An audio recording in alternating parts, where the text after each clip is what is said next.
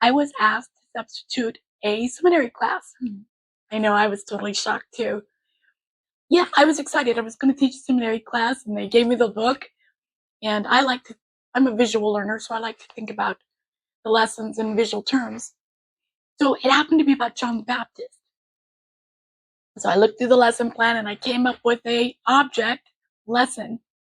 And luckily for me, my mom was coming to visit the same day. And my mom, she knows everything. She has everything.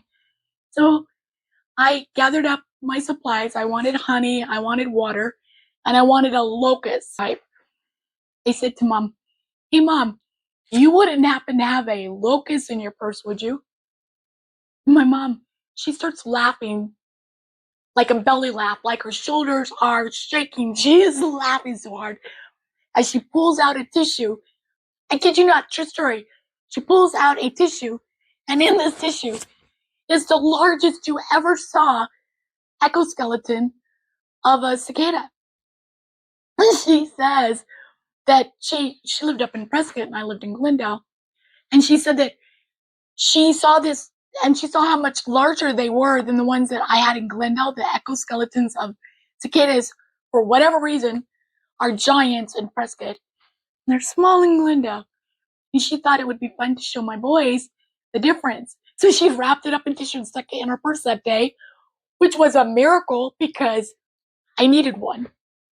So anyways, I went to class and I taught my fabulous lesson on John the Baptist. I had a box, and in the box, I had a plate, and I had the honey on the plate, and I had a little cup of water, and I had this exoskeleton of a cicada, which looks like a locust. Maybe it is a locust. Kids aren't going to know the difference. I don't know the difference. So I pull it out and I said, "Well, what do you see when I hand out this plate?" They all screamed, which I loved. They're dramatic. They're high school kids.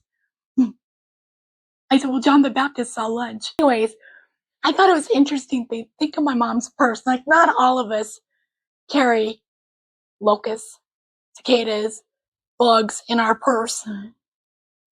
But to think about what we talked about last episode, which was about the different colors and the personalities that we have. Remember, red is bold, green is thinking and just really logical, blue is nurturing, and yellow is fun-loving.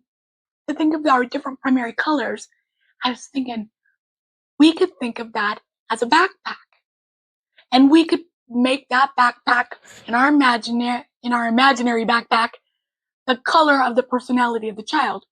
They all carry an imaginary backpack. As a matter of fact, we do too, right? We all have personalities. So if you picture a backpack, and you're like, "Well, my primary color to this is such and such, but my kiddo's primary color is such and such."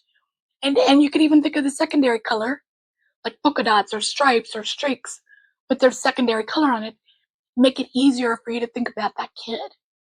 And later, earlier we talked about trauma being big T's for the big trauma and little T's for the little trauma.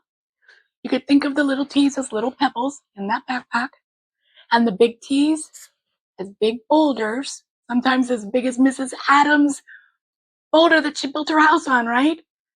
All in that backpack. Those kids are carrying pebbles and boulders inside the backpack, weighing them down. And the color of their backpack represents the personality that's going to be dealing with this weight.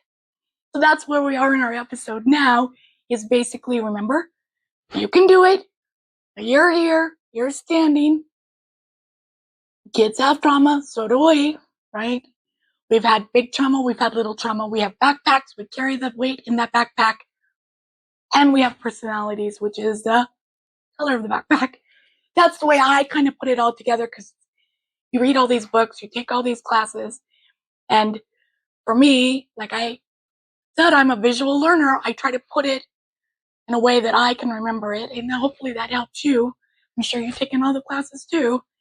So anyways, if you haven't subscribed yet, we really hope that you're part of our community and that you will hit the subscribe button.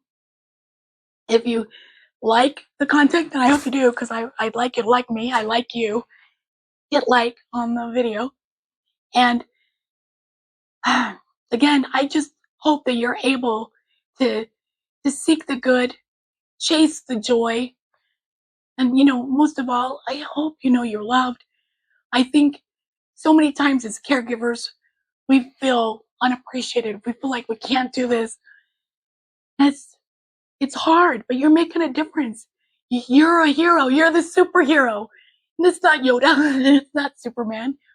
It's you. And I hope you know that I know that about you. And if nothing else, just keep rewinding that and hear my love song for you. Okay, see you next time. Bye-bye.